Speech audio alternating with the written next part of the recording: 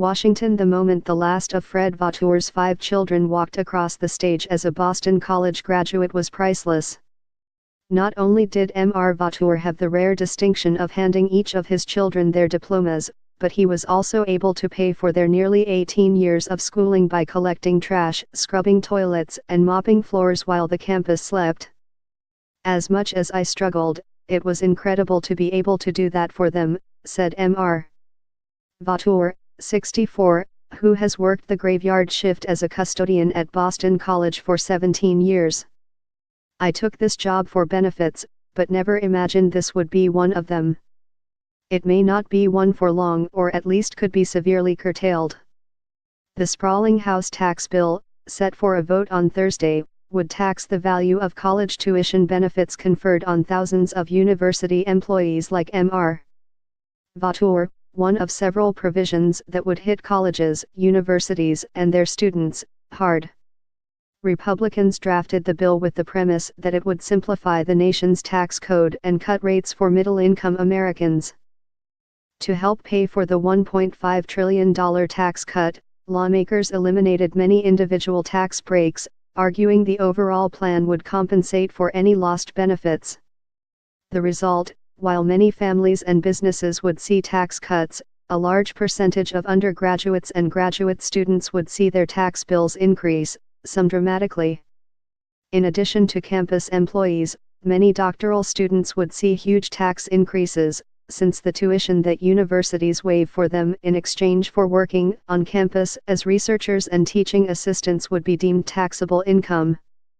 At expensive research universities like Stanford and Harvard, the new tax bills could swamp graduate student stipends. And if students take out more loans to pay their new taxes, they would face another surprise. Under the House bill, interest paid on student loans, a deduction that more than 12 million people used in 2015, would no longer be tax deductible. These benefits ensure the brightest and best in the country can continue to afford an education, said Stephen M. Bloom, Director of Governmental Relations for the American Council on Education, which represents 1,800 college and university presidents across the country.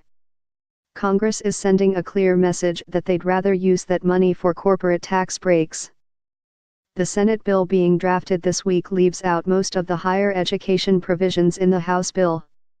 The Senate bill also retains other smaller tax credits and benefits that the House sought to repeal, such as a non-taxable annual grant of up to $5,250 that employers can offer their employees. All told, the House's Tax Cuts and Jobs Act would reduce tax benefits and savings for college students by $65 billion over the next decade, according to an estimate by the Education Council. House Republicans defend the higher education provisions as contributing to the tax bill's larger economic goals. The Tax Cuts and Jobs Act is focused on providing tax relief and increasing take-home pay for Americans of all walks of life, including people working to pay off tuition and other education costs, a House Ways and Means spokeswoman said in a statement. By increasing household income, the bill overall would provide more Americans with more opportunities of their choosing, including continuing education, said a spokesman for the House Committee on Education and the Workforce.